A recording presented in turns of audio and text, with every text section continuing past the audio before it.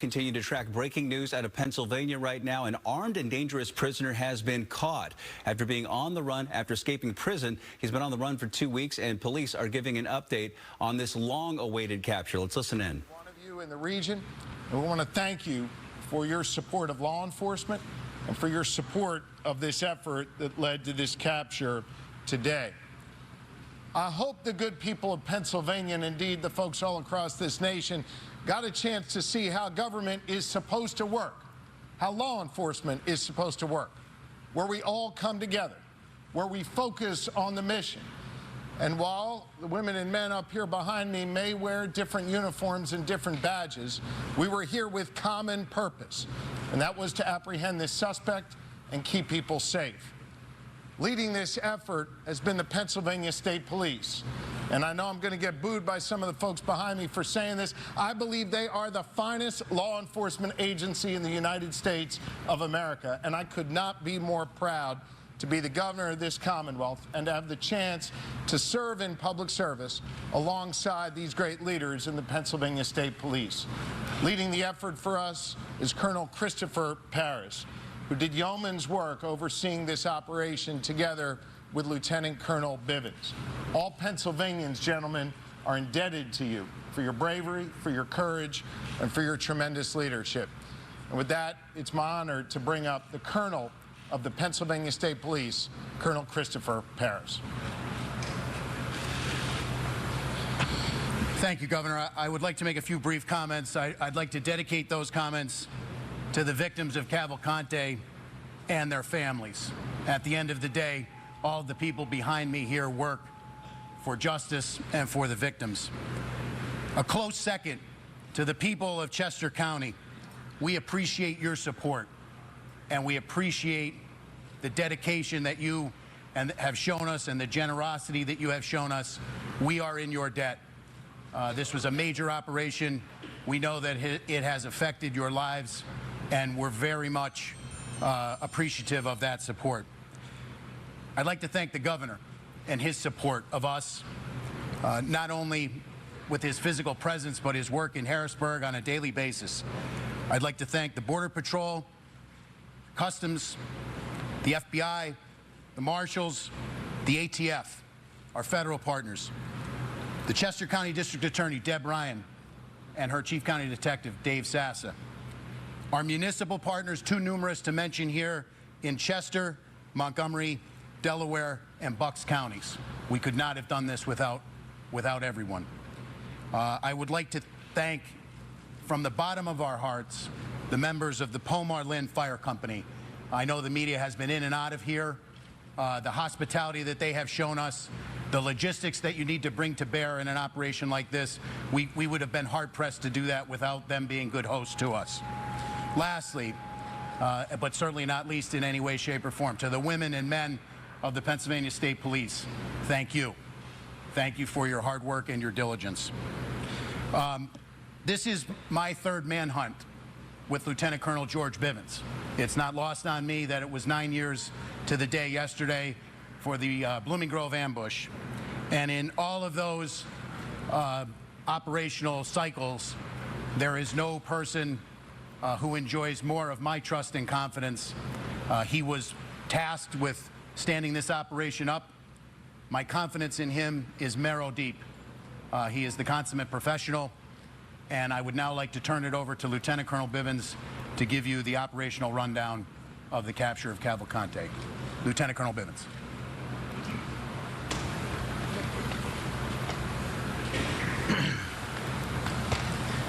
Thank you, Governor. Thank you, Colonel. It is a true pleasure to stand here this morning and talk to all of you about bringing this manhunt to a successful conclusion, and without getting anyone else hurt, most importantly. None of this would be possible without the support of this team, represented by members of various agencies standing with us up here, by others standing throughout this fire hall, and by still more who are out there in the field. So let me give you a few details about how this unfolded. As you know, we have been working most recently in a perimeter established in northern Chester County. Last night, shortly after midnight, a series of events started to unfold. First, we had a burglar alarm at a residence near Prizer Road within the perimeter. Our people investigated that. Did not find Cavalcante there or anyone else, but it started to bring some of our people into that area. We had been searching an area not far from there already with some tactical teams that night. There was an aircraft overhead utilizing FLIR technology, and close to 1 a.m. picked up a heat signal that they began to track. It was west of PA 100 and north of Prizer Road. Tactical teams began to converge on that location where the heat source was moving. Unfortunately, we had a weather system that also came in, and we had lightning that was flashing all around, and it caused the aircraft to have to depart the area. Tactical teams made a decision to secure that area, that smaller area, as best they could, and hold it through the storm and until we could bring additional resources in and bring aircraft back overhead to ensure that we did not have an issue with an escape. That resumed early this morning, and shortly after 8 a.m., tactical teams converged on the area where the heat source was. They were able to move in very quietly. They had the element of surprise. Cavalcante did not realize he was surrounded until that had occurred. That did not stop him from trying to escape. He began to crawl through thick underbrush, taking his rifle with him as he went. One of the Customs and Border Control teams, BORTAC, had a dog with them. They released the dog. Some of our PSP CERT members were also there, had him surrounded. The dog subdued him, and team members from both of those teams immediately moved in. He continued to resist, but was forcibly taken into custody. No one was injured as a result of that. Excuse me. He did sustain a minor bite wound. We had medical personnel at the scene, and they took a look at that. Cavalcante was, as I said, taken into custody. He was transported to our Avondale station for further processing and interview, and he will ultimately be transferred to a state correctional institute where he will be housed and begin to serve his life sentence. In just a few minutes, I'll open this up to some questions, but before I do that, I want to turn this over to one of our very close partners, District Attorney Deb Ryan.